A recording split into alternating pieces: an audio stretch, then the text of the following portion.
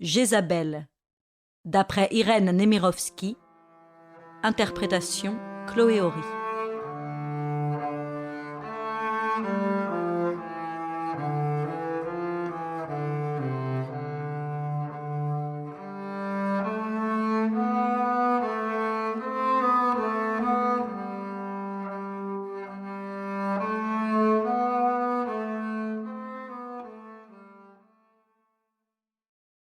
Une femme entra dans le box des accusés. Elle était belle encore, malgré sa pâleur, malgré son air hagard et las. Seules les paupières d'une forme délicieuse étaient fanées par les larmes, et la bouche affaissée, mais elle paraissait jeune. On ne voyait pas ses cheveux cachés sous le chapeau noir. Elle porta machinalement ses deux mains à son cou, cherchant sans doute les perles du long collier qui l'avait orné autrefois, mais son cou était nu. Les mains hésitèrent, elle tordit lentement et tristement ses doigts, et la foule haletante qui suivait des yeux ses moindres mouvements fit entendre un sourd murmure. « Messieurs les jurés veulent voir votre visage, » dit le président.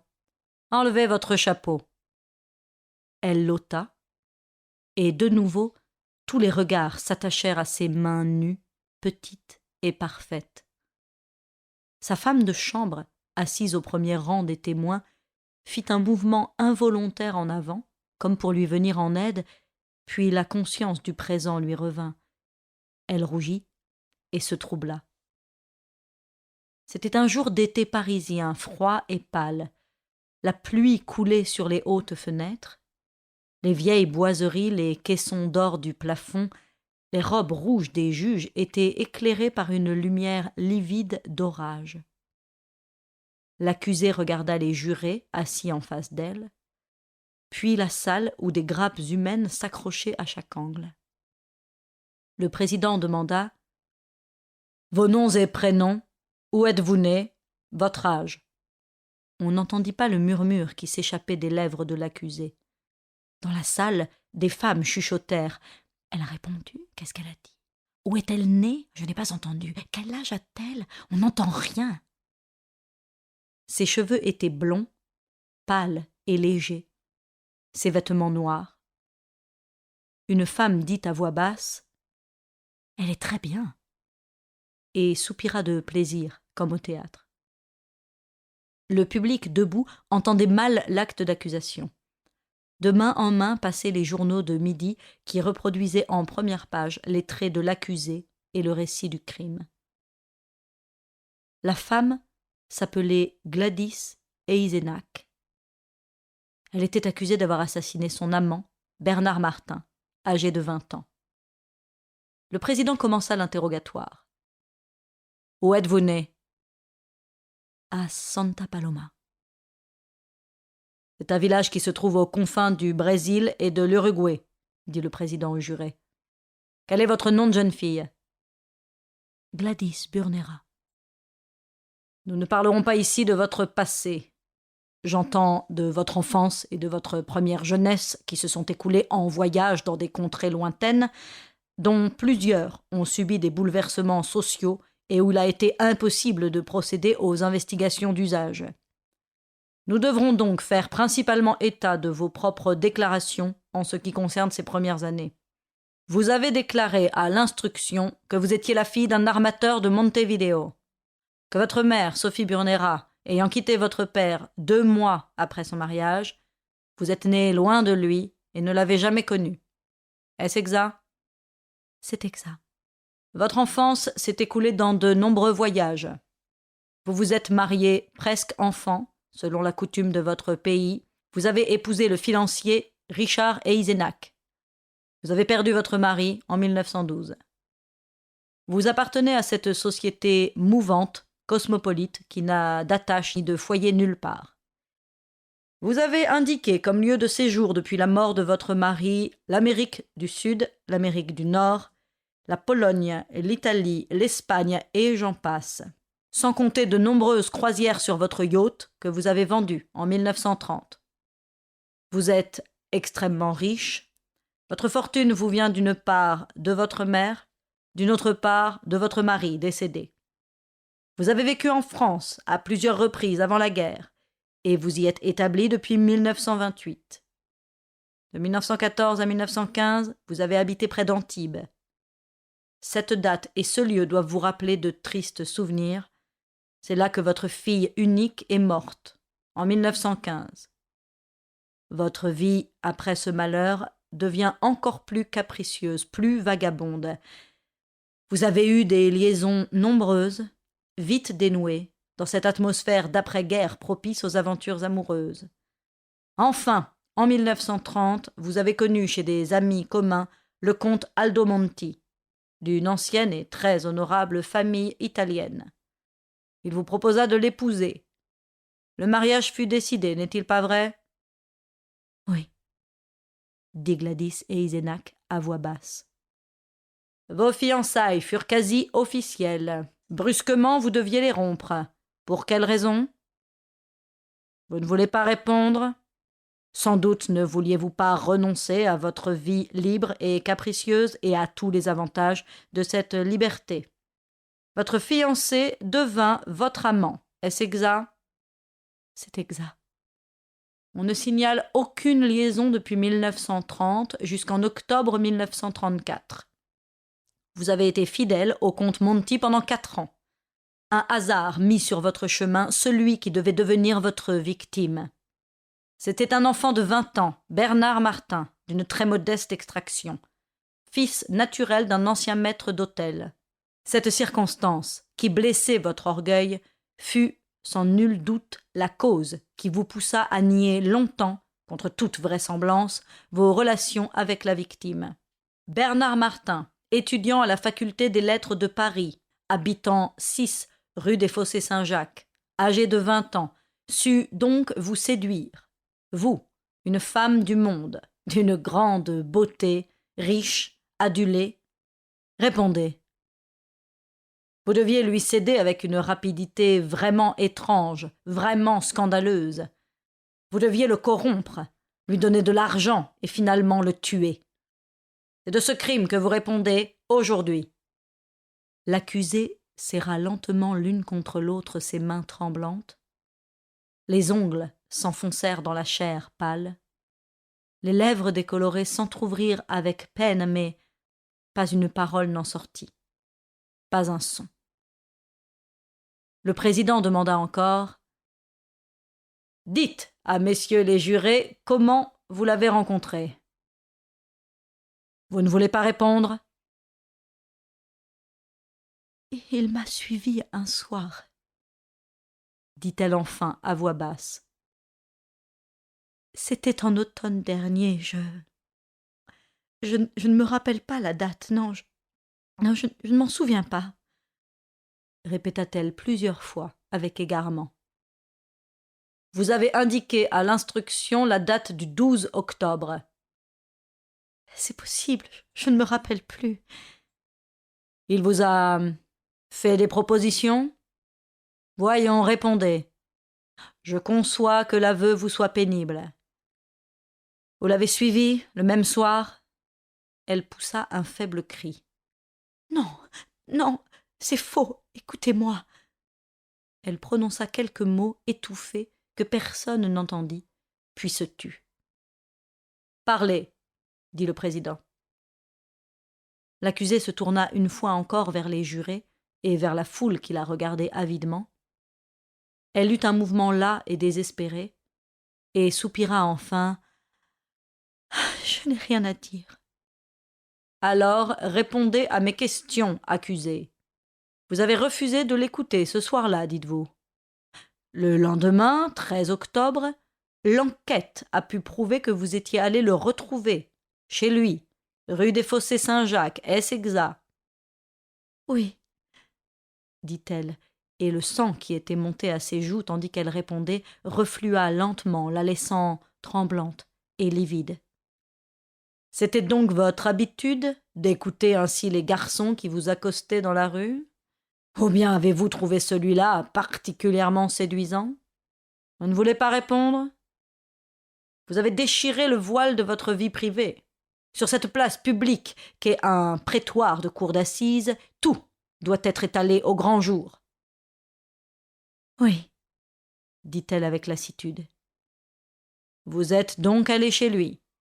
Et ensuite, vous l'avez revu? Oui. Combien de fois? Je ne me rappelle pas. Il vous plaisait? Vous l'aimiez? Non. Alors pourquoi lui cédiez-vous? Par vice? Par peur? Vous craigniez des menaces de chantage? Quand il est mort, on n'a pas retrouvé chez lui trace d'une seule lettre de vous. Vous lui écriviez souvent? Non. Vous craigniez ses indiscrétions? Vous redoutiez que le comte Monti vînt à connaître cet égarement des sens, cette aventure honteuse? Est-ce cela? Bernard Martin vous aimait-il? Ou vous poursuivait-il par intérêt? Vous ne savez pas? Venons-en à l'argent maintenant. Pour ne pas salir la mémoire de votre victime, vous n'avez pas fait état de cette circonstance que seul un hasard de l'enquête a permis de révéler. Combien avez-vous donné d'argent à Bernard Martin au cours de votre brève liaison? Celle-ci dura exactement du 13 octobre 1934 au 24 décembre de la même année. Le malheureux garçon a été assassiné dans la nuit du 24 au 25 décembre 1934. Combien d'argent a-t-il reçu de vous pendant ces 2 mois? Je ne lui ai pas donné d'argent. Si, on a retrouvé un chèque de 5 000 francs signé par vous à son nom et daté du 15 novembre 1934. Cet argent a été encaissé le lendemain. On ignore à quel usage il a été employé. Lui avez-vous encore donné de l'argent? Non. On a retrouvé un autre chèque de 5 000 francs également. Cela semble être un tarif, mais qui n'a jamais été encaissé. Oui, murmura l'accusé. Parlez-nous du crime à présent. Allons, c'est moins difficile à dire qu'à faire pourtant. Cette nuit-là, la nuit de Noël dernier, vous avez quitté votre domicile à 8h30 du soir avec le comte Monti. Vous avez dîné avec lui au restaurant chez Cirrose. Vous deviez finir la soirée avec des amis communs, les Percier, Henri Percier, l'actuel ministre, et sa femme. Vous êtes allés tous les 4 danser dans un établissement de nuit où vous êtes restés jusqu'à 3h du matin. Est-ce exact? Oui. Vous êtes rentrés chez vous avec le comte Monti, qui vous a quitté à la porte de votre hôtel. Vous avez dit à l'instruction que vous aviez aperçu, lorsque la voiture s'est arrêtée devant votre domicile, Bernard Martin, qui se dissimulait dans l'embrasure d'une porte cochère. C'est cela, n'est-ce pas? Lui aviez-vous donné rendez-vous cette nuit-là? Non. Depuis quelque temps, je ne l'avais pas vu. Combien de temps exactement? Une dizaine de jours. Pourquoi? Aviez-vous décidé de rompre? Vous ne répondez pas? Quand vous l'avez aperçu dans la rue ce matin de décembre, que vous a-t-il dit? Il a voulu entrer. Ensuite? J'ai refusé. Il était ivre, c'était visible, j'ai eu peur. Quand j'ai ouvert la porte, je me suis aperçue qu'il me suivait. Il est entré derrière moi dans ma chambre. Que vous a-t-il dit? Il m'a menacé de tout révéler. À Aldo Monti, que j'aimais. Vous aviez une étrange façon de lui témoigner votre amour. Je l'aimais.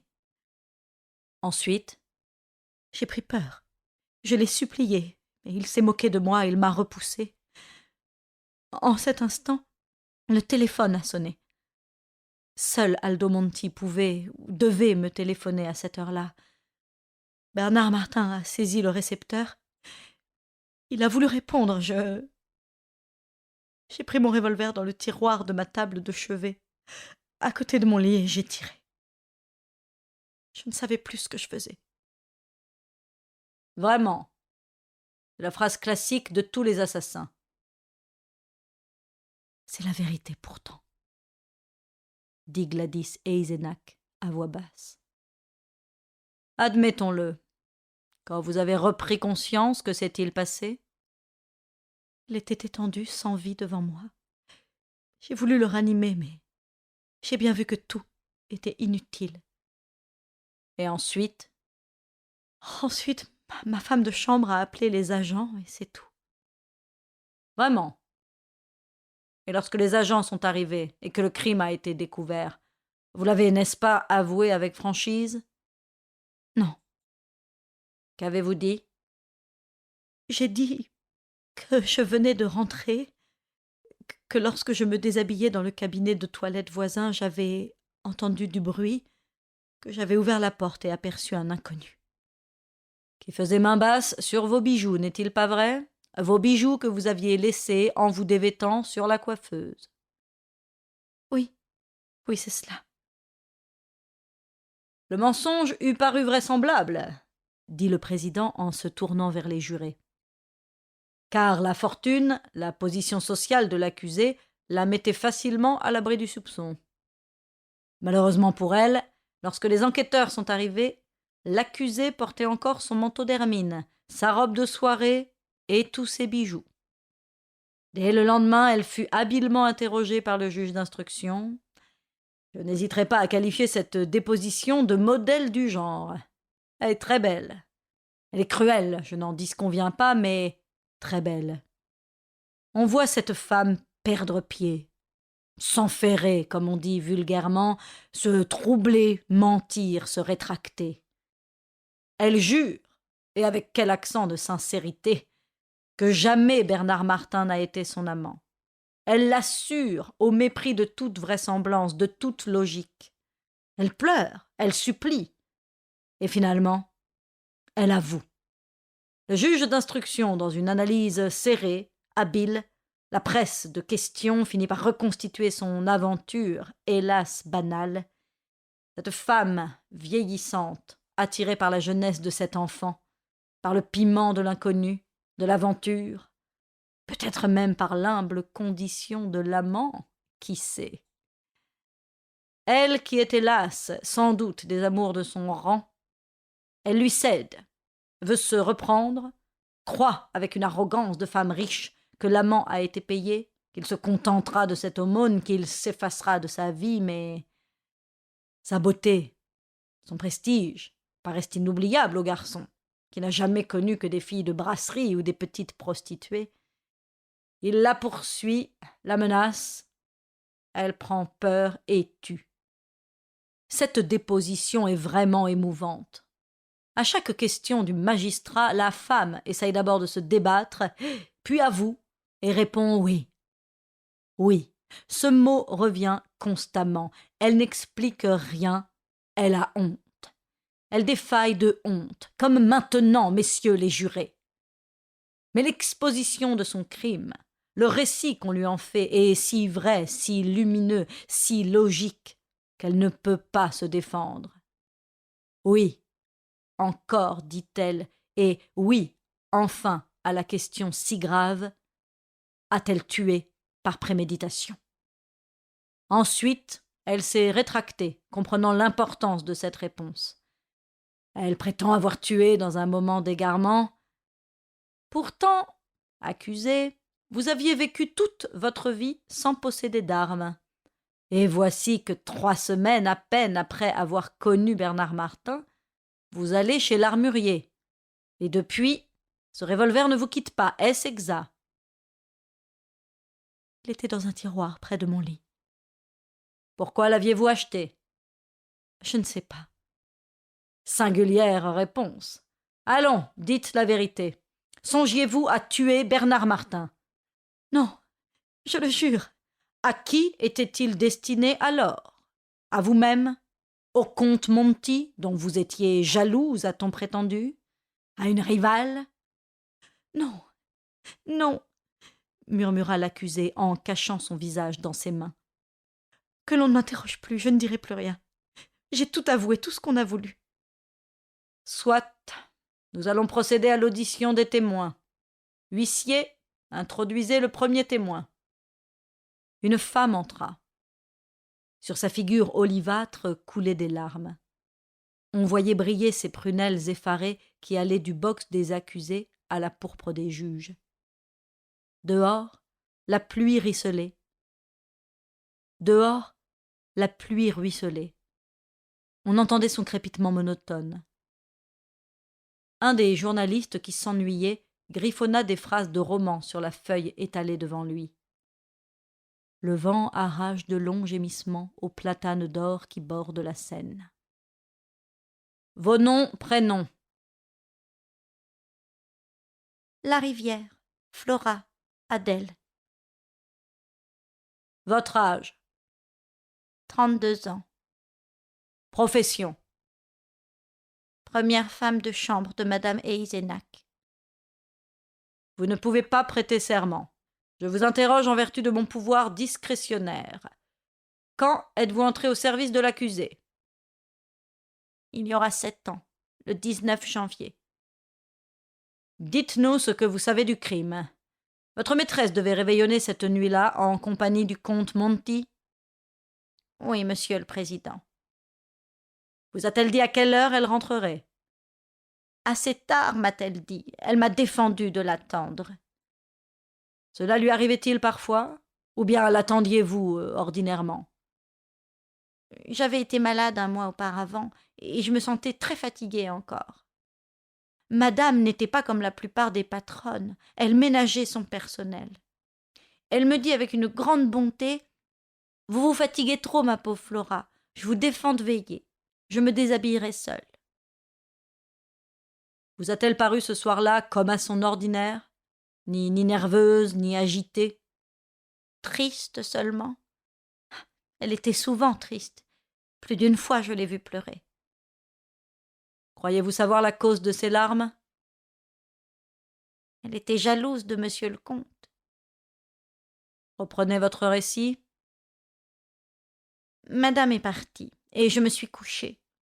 Ma chambre est à l'étage, séparée de celle de madame par un couloir. J'ai été réveillée par la sonnerie du téléphone. Je me rappelle que le petit jour passait entre les rideaux. Oh, il devait être 4 ou 5 heures du matin. Parfois, quand madame était rentrée, monsieur le comte lui téléphonait ainsi. Sans doute madame voulait-elle s'assurer qu'il revenait directement chez lui après l'avoir quitté. En effet, souvent elle le rappelait aussitôt, sous prétexte d'entendre encore une fois sa voix. J'écoutais donc le téléphone sonner, mais personne ne répondait. Ça m'a inquiétée. Je pressentais un malheur, alors je me suis levée, je suis sortie dans le couloir, j'ai écouté. J'ai entendu la voix de ma patronne, et celle d'un homme, et presque aussitôt un coup de feu. Dites-nous la suite. J'étais folle de terreur. Je me suis précipitée vers la chambre à coucher, mais là, je ne sais pas pourquoi j'ai pas osé entrer. J'ai écouté à la porte. On n'entendait plus un son, plus un soupir, plus rien. J'ai ouvert la porte, je suis entrée. J'oublierai jamais. Madame était assise sur le lit, tout habillée encore, avec sa grande cape d'hermine, sa robe de soirée, ses bijoux. Elle était éclairée par une petite ampoule allumée sur la coiffeuse. Oh, elle pleurait pas. Sa figure était pâle et effrayante.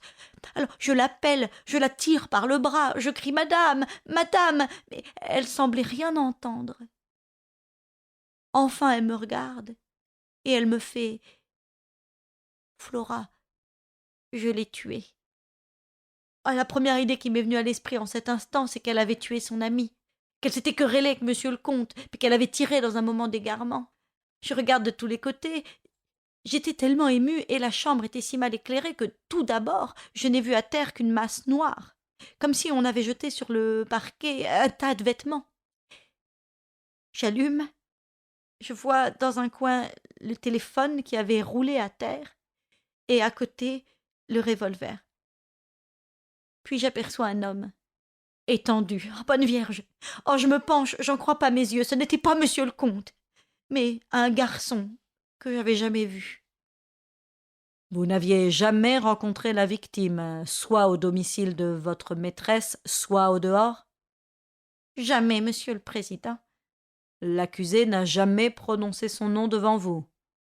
Jamais, monsieur le président. Je n'ai jamais entendu son nom. Quand vous avez découvert le cadavre du malheureux jeune homme, qu'avez-vous fait?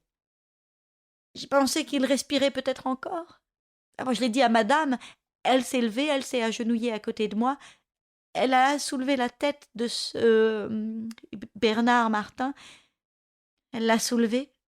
Elle l'a tenu ainsi quelques instants entre ses mains. Oh ben, elle le regardait sans rien dire, sans bouger. Et de fait, il n'y avait rien à faire. Un peu de sang coulait au coin de ses lèvres. Il semblait très jeune, mal nourri. Il était maigre, les joues creuses, et ses vêtements étaient mouillés comme s'il était resté longtemps dehors. Il pleuvait cette nuit-là. J'ai dit « Il n'y a rien à faire, il est mort ». Madame n'a rien répondu. Elle paraissait ne pas se lasser de le regarder. Elle a pris son petit sac, mais ses yeux ne quittaient pas Bernard Martin. Elle a sorti un mouchoir de son sac. Elle a essuyé le coin des lèvres, le sang et la mousse qui coulaient de la bouche du mort. Elle a soupiré profondément et m'a regardé comme si elle se réveillait. Enfin, elle s'est levée et m'a dit « Préviens la police, ma pauvre Flora ». Ah, ce tutoiement, Bon, je peux pas dire ce que ça m'a fait, mais on aurait dit que madame comprenait qu'elle n'aurait plus personne avec elle maintenant, et qu'elle me regardait un peu comme une amie. C'est moi qui ai dit « C'est un cambrioleur, n'est-ce pas ?» Vous le croyiez vraiment, témoin? Non, je ne le croyais pas. Je dois dire la vérité, n'est-ce pas? Mais je ne pouvais pas croire que madame, si douce, si bonne avec tous, ait pu tuer ainsi sans raison. Non, je pensais qu'il avait dû la faire souffrir, que c'était un maître chanteur qui la menaçait. Cet attachement à votre maîtresse vous honore. Toutefois, il n'aurait pas dû vous entraîner à conseiller à l'accusé un mensonge enfantin et qui n'a pu qu'aggraver son cas. Qu'a répondu l'accusé? Rien. Elle est sortie de la chambre. Elle a fait quelques pas dans le couloir. Elle tordait ses mains, comme à présent. Puis elle est entrée chez moi et s'est jetée sur mon lit. Elle n'a plus bougé jusqu'au moment où la police est arrivée. Il faisait froid, j'ai voulu étendre une couverture sur ses jambes. Je me suis aperçue qu'elle dormait. Elle ne s'est réveillée que lorsque les agents sont arrivés. C'est tout. Avez-vous des questions à poser aux témoins, messieurs les jurés, monsieur l'avocat général? L'avocat général demanda: Mademoiselle Larivière, avec une fidélité qui vous fait le plus grand honneur, vous vous êtes efforcée de nous dépeindre l'accusée comme une femme douce, bonne, aimée de ses domestiques. Je n'en disconviens pas. Mais vous avez discrètement passé sur sa moralité. Nous ne parlerons pas ici des liaisons dont on a pu retrouver la trace, notamment avec un jeune Anglais, George Canning, tué au front en 1916, ni de Herbert Lacey, que l'accusée connut en 1925 lorsqu'elle revint à Paris après une longue absence. Nous omettrons tous ceux qui précédèrent. Mais vous êtes au service de l'accusé depuis 1928. Ne lui avez-vous connu aucun amant? Monsieur le comte Monty. Celui-là est de notoriété publique. Mais, sauf le comte Monty. Personne depuis qu'elle connaît monsieur le comte. Ah, je le jurerais. Vous parlez au conditionnel, j'imagine. Mais je ne comprends pas. Passons. Avant le comte Monty, pouvez-vous assurer que votre maîtresse n'a eu personne dans sa vie? Elle ne m'a pas fait de confidence. J'entends. Mais n'avez-vous pas dit à une amie qu'il fallait, et je cite textuellement vos paroles, qu'il fallait que madame eût un attachement bien profond pour monsieur le comte pour avoir cessé de courir? L'avez-vous dit? Oui, c'est-à-dire... L'avez-vous dit, oui ou non? Oui. Madame avait eu des amants avant monsieur le comte. Mais elle était bien libre. veuve et sans enfant. C'est possible. Toutefois, il ne faut pas que la défense nous présente ici l'accusé sous les traits d'une femme sans reproche, tombée au pouvoir d'un gredin. Je tiens à démontrer, et messieurs les jurés l'auront compris, que Gladys Eisenach n'en était pas à son coup d'essai, et qu'il peut paraître extraordinaire que cet enfant, Bernard Martin, ait pu l'affoler de peur au point de lui faire commettre un meurtre. L'accusé se pose en victime. Savons-nous si Bernard Martin ne fut pas doublement la victime de cette femme? Bernard Martin, messieurs les jurés, que l'on essaye de flétrir ici, en le représentant comme je ne sais quel gigolo, quel souteneur de bas étage, était un enfant sage et studieux. Rien n'autorise à émettre sur son compte des suppositions immondes. La victime, qui préparait sa licence ès-lettres, menait au quartier latin la vie la plus modeste, habitait une petite chambre dans un hôtel de 3e ordre. On n'a trouvé chez lui, à sa mort, que la somme de 400 francs. Vêtements modestes, pas de bijoux. Est-ce là, je vous le demande, le mode de vie d'un gigolo, chéri d'une femme riche et qui l'eût obsédé de menaces continuelles? Savez-vous si ce n'est pas cette femme qui, forte de sa beauté, de sa fortune, de son prestige mondain, si ce ne fut pas cette femme que vous voyez devant vous, messieurs les jurés, qui prit cet enfant dans ses rets pour le corrompre avant de le tuer? Ces courtisanes du grand monde peuvent être plus redoutables que les autres, parce qu'elles sont plus belles et plus savantes. Démasquons l'hypocrisie qui consiste à glorifier celle-ci et à réserver tous nos mépris aux servantes de la Vénus vénale. À celles dont je parle, à ces Gladys et Eisenach, il faut l'âme de leurs amants et leur vie. L'accusée a berné le comte Monti. Elle s'est jouée des sentiments de ce galant homme, et puisqu'elle n'a pas hésité à le tromper avec un jeune garçon inconnu, elle s'est amusée à affoler Bernard Martin. Mais le jeu devenait dangereux. Elle a acheté un revolver et froidement et sans pitié, elle a abattu cet enfant qui, sans elle, eût pu poursuivre le cours d'une vie studieuse, qui fût devenu un homme heureux et utile, qui sait, à ses concitoyens.